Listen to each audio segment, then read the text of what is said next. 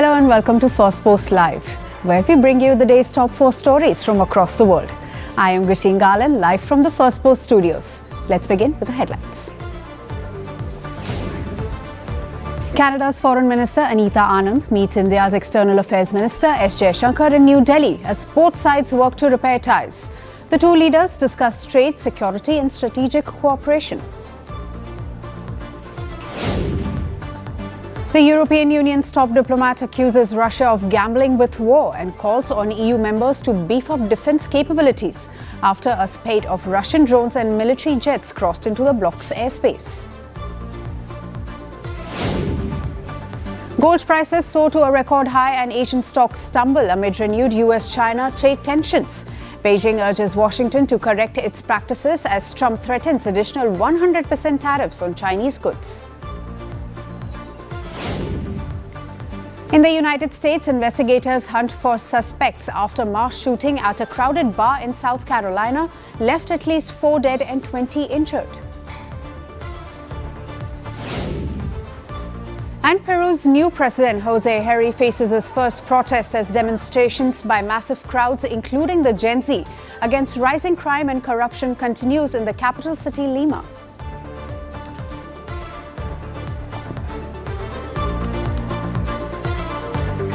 Today we begin in West Asia, where the long-awaited release of all Israeli hostages from Gaza was completed after more than 2 years in captivity, following the October 7, 2023 attacks.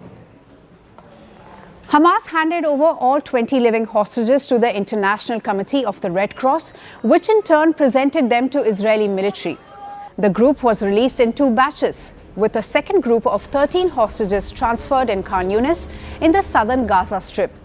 The released hostages have already arrived in Israel, where they will undergo initial medical screenings at the Remfield Hospital before being taken to fully equipped hospitals for comprehensive checks.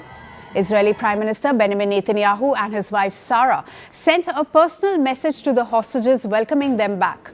According to the Prime Minister's office, the welcome kit includes clothing and personal equipment, a laptop, a cell phone and a tablet. Families and loved ones separated for more than 2 years waited anxiously for the first reunion. In Tel Aviv, crowds gathered overnight at the Hostages Square with big screens set up to witness the return of the last living hostages. The air was thick with emotion as the announcement of the first handover sparked cheers, applause and tears. Many broke into song singing the Habatya anthem, meaning coming home, a melody that has become a symbol of resilience and the struggle to bring the hostages home. For families, the moment was a long time coming. Some spoke to their sons for the first time in 2 years as they made their way to meet Israeli troops in Gaza. Others celebrated alongside friends and families as news of the handover spread. אתה לא מאמין, חיים שלי, עזה תהיה בסדר, אין יותר מלחמה, אתם כולכם חוזרים הביתה. כולם מאמי נגמר. זהו, נגמרה המלחמה, אתם חוזרים הביתה, חיים שלי, אני אוהבת אותך. חיים שלי. מתן, מאמי, נגמר המלחמה. The Israeli military has released videos showing preparations to receive the hostages. As part of the ceasefire deal, Israel is also set to release nearly 2,000 Palestinians, with preparations underway in Khan Yunis to welcome them back. Streets in Gaza City and Khan Yunis are still scarred by rubble and destruction, yet anticipation and cautious optimism fill the air. Outside Gaza's Nasser hospital, people awaited the arrival of Palestinians from Israel. The hospital, flanked by Palestinian flags, had emergency service vehicles parked outside and chairs set up for the people at the event. This war was waged for the sake of the prisoners, and God fulfilled our wishes despite all the pain and all the hopes, and despite Benjamin Netanyahu, Donald Trump, and others, and the whole world, the prisoners were released. However, the release list has reportedly been adjusted by Israel, reducing the number of Palestinians to be released by 4. According to reports, the list of freed Palestinians may also include doctors Hussam Abu Safiya, pediatrician and director of Kamal Adwan Hospital in northern Gaza, and Marwan al-Hams, who was a senior Palestinian doctor and the director of field hospitals for the Gaza Health Ministry. The doctors were abducted last year by Israeli forces. Reports say they will only be released if the overall release quota is not met. Today, all Israeli hostages have returned home as thousands of Palestinians await freedom. But the question remains, as families embrace and crowds cheer, can this delicate exchange signal the start of lasting peace, or is it merely a brief pause in a conflict that has cost too much? Moving on. As Israel confirmed the release of all living hostages held by Hamas, US President Donald Trump touched down in Tel Aviv. Trump was greeted at the airport by Prime Minister Benjamin Netanyahu and his wife Sara, and the Israeli President and the First Lady. The leaders shared a warm handshake and a brief hug before huddling right on the runway for a quick conversation. In a break from protocol, Prime Minister Netanyahu joined Trump in the latter's presidential vehicle. The two leaders were traveling together to Israeli parliament, the Knesset, where Trump was also scheduled to deliver a keynote speech. Israel has announced Trump will also be honored with the nation's highest civilian award. Trump's visit comes with a promise of conclusively ending the Gaza war, which Hamas-run health ministry says has killed over 67,000 people in the enclave. Earlier this morning, Tel Aviv's beachfront turned into a stage of praise for Trump. The US president's face was sketched on sand, captioned "Thank you" and "Home." The crowds in Tel Aviv were heard chanting "Thank you, Trump" as the first convoy carrying Israeli hostages crossed over into Israeli territory. In Jerusalem, the pro-Trump sentiment quite literally reached biblical proportions. Towering banners compared the US president to Cyrus the Great, the ancient Persian emperor celebrated in Jewish history as the liberator who freed the Jews from Babylonian captivity. But symbolism aside, the focus now shifts to Egypt, where diplomacy takes center stage. Within hours, Trump and Egyptian President Abdel Fattah al-Sisi will co-chair a high-stakes summit in Sharm el-Sheikh aimed at defining Gaza's political future and broader regional stability. Crucially, Hamas confirmed they will not participate. Iran too has opted out, citing Israeli strikes in the country in June. More than 20 world leaders are beginning to gather in Egypt's Sharm el-Sheikh. Apart from co-hosts, Donald Trump and Egyptian President Abdel Fattah al-Sisi, Egyptian state broadcaster said the Israeli Prime Minister Benjamin Netanyahu will attend the summit. Other attendees include French President Emmanuel Macron, UK Prime Minister Keir Starmer, Spanish Prime Minister Pedro Sanchez, Italy's Prime Minister Giorgia Meloni, Turkish President Erdogan, Jordan's King Abdullah II, the Emir of Qatar, King of Bahrain, Prime Minister of Kuwait, Prime Minister of Pakistan, and the foreign ministers of Oman and Japan. India has sent its Minister of State for External Affairs as Prime Minister Narendra Modi's special envoy. The Indian minister posted on X late Sunday night, confirming his arrival in Sharm el-Sheikh. UN Secretary General Antonio Guterres, the Arab League Secretary General, and the President of the European Council will also be in attendance, lending institutional heft to the summit's ambitions. The world turns its gaze now to Sharm el-Sheikh with high expectations. But for now, hope and skepticism share the same table. And the coming hours will reveal whether words from the summit halls can truly translate into peace on the ground. From the war in West Asia, we now shift our attention to the war in Europe, where a new front of words and warnings is opening. US President Donald Trump on Sunday said that he may tell Russian President Vladimir Putin that he could supply Ukraine with long-range Tomahawk cruise missiles if Moscow does not end its invasion. Speaking to reporters aboard Air Force One en route to Israel, Trump said Ukrainian President Volodymyr Zelensky had requested the missiles during their weekend phone calls. I might say, look, if this war is not going to get settled, I'm going to send them Tomahawks. I may say that the Tomahawk is an incredible weapon, very offensive weapon. And honestly, Russia does not need that.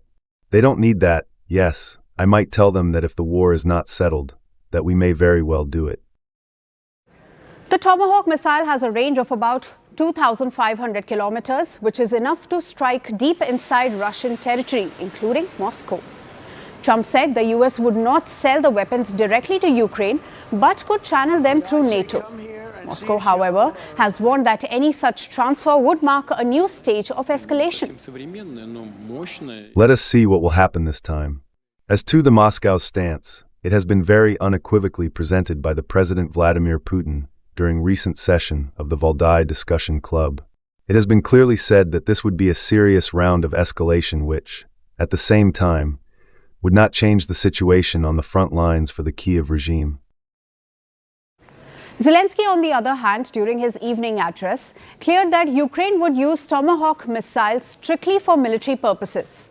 He further added that America's pressure on Russia may quote-unquote work for peace. Listen in. I just spoke with U.S. President Donald Trump for the second time in recent days. We see and hear that Russia fears the possibility of the United States providing us with Tomahawks. It is a signal that this kind of pressure can be effective in achieving peace. Then in his call with French President Emmanuel Macron, Zelensky warned that Moscow was quote-unquote taking advantage of shifting global attention as conflicts in West Asia dominate headlines. Russia is pouncing on the opportunity that global diplomacy's eyes are on the Middle East. Putin escalated the situation at the Zaporizhzhia nuclear power plant, and Russia has also made its attacks on our energy infrastructure more vicious. The back-to-back calls for the two leaders came as Russia renewed its wave of airstrikes across Ukraine. Ukrainian officials said on Sunday that one person was killed and more than a dozen wounded in overnight attacks on 4 regions. Strikes hit energy facilities again, crippling parts of the power grid ahead of another harsh winter. Videos posted by Ukraine's emergency services showed firefighters battling flames in Odessa after a Russian drone strike, while body cam footage from police in Donetsk showed the aftermath of an attack on a church that killed 2 people. Вот сюда, стой, с ворот. Ну еще раз! Еще! И 4! Колянчик, принимай, аккуратненько. Бать, ну потерпи, пожалуйста, потерпи. The war, now nearing its 4th year, has become Europe's deadliest conflict since World War II, and the stakes are rising again. Trump's warning to Putin may be just words for now, but in a war defined by what's said before what's done, words alone can change the course of what comes next. Afghanistan and Pakistan are facing renewed tensions following deadly cross-border clashes along the disputed Durand Line. Heavy border clashes erupted between Afghanistan and Pakistan late on Saturday, leaving dozens of troops dead on both sides. The violence marks one of the world's flare-ups since the Taliban took control of Kabul in 2021, plunging bilateral relations to a new low. Afghanistan's Taliban forces launched coordinated attacks on Pakistani troops along their shared border on Saturday night. Kabul described the assault as retaliation for airstrikes it claimed were carried out by the Pakistani army on Afghan soil on Thursday. Pakistan, however, did not directly acknowledge the airstrikes, but maintained that it had the right to defend itself from growing cross-border militancy originating from Afghanistan. A Taliban spokesperson said that 58 Pakistani soldiers were killed and around 30 others wounded, while Afghanistan lost 9 of its fighters. Afghan Foreign Minister Amir Khan Muttaqi, speaking in India, later declared that situation is under control and that their operation had achieved its objectives before a ceasefire appeal from Qatar and Saudi Arabia was accepted. Qatar और Saudi Arabistan उन्होंने तलब किया कि अभी जंग रुकना चाहिए, तो हमारे तरफ से जंग रुका हुआ और अभी हालात कंट्रोल में हैं, तो हम अच्छा ताल्लुका चाहते हैं। अच्छा, रात जो 4 घंटे हमारे तरफ से जो इंतकामी ऑपरेशन हुआ, तो उन्होंने अपने अहदाफ को हासिल किया और जाहिर है कि हम ज़्यादा से ज़्यादा इसका ख्याल रखता है कि इस सिलसिले में आवाम को नुकसान न पहुंचे। US President Donald Trump offered to mediate while departing for his visit to Israel shortly after brokering the Gaza ceasefire. This will be my 8th war that I've solved. And I hear there's a war now going between Pakistan and Afghanistan. I said, I'll have to wait till I get back. I'm doing another one because I'm good at solving wars. I'm good at making peace. And it's an honor to do it. Meanwhile, Iran on Sunday urged restraint as tensions between the neighbors escalated. Tehran also said it stood ready to mediate between Pakistan and Afghanistan, emphasizing the need to respect each other's territorial integrity and sovereignty. Afghan officials further alleged that Thursday's Pakistani action was an airspace violation, insisting that no major damage was caused, but vowing to defend Afghanistan's sovereignty. Islamabad, on the other hand, offered a sharply different account. The Pakistani military said 23 of its soldiers were killed, while more than 200 Taliban and affiliated fighters died in the clashes. Prime Minister Shehbaz Sharif condemned what he called provocations by Afghanistan, warning that every provocation will be met with a strong and effective response. Meanwhile, Pakistan's foreign minister said Pakistan expected the Taliban government to take concrete measures against terrorist elements operating from Afghan territory, warning that such acts could derail bilateral relations. The Chaman border crossing, a vital trade route between the two countries, remained closed for a third straight day, leaving hundreds of Afghan refugees stranded and halting all cross-border trade. We are stranded here because of the war. People say there is fighting at the border. Children, women, and the elderly here with us are sick. There is no water or food. We don't have enough money to survive here for even a few days. They should resolve their issues through dialogue. In war, both countries lose. No one benefits.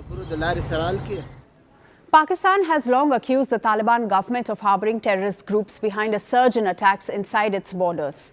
Islamabad says the Pakistani Taliban, or the TTP, operates freely from Afghan soil, blaming its insurgency for killing over 500 people this year, including hundreds of troops and police officers, according to a Pakistan military spokesperson.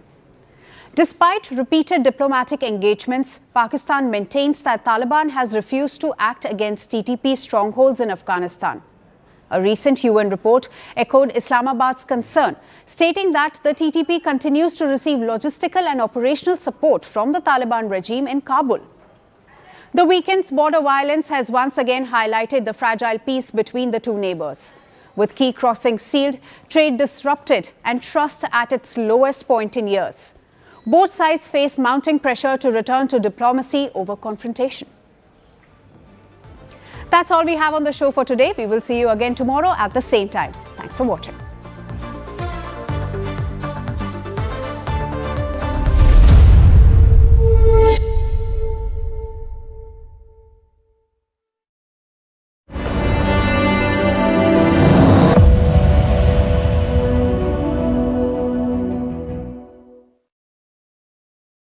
India is hosting a strange guest today. A guest from a regime it does not recognize. I am talking about the foreign minister of the Taliban, Amir Khan Muttaqi. He is on an 8-day trip to India. And today, he met with India's foreign minister, S. Jaishankar. The visit itself was unprecedented. Just look at these pictures.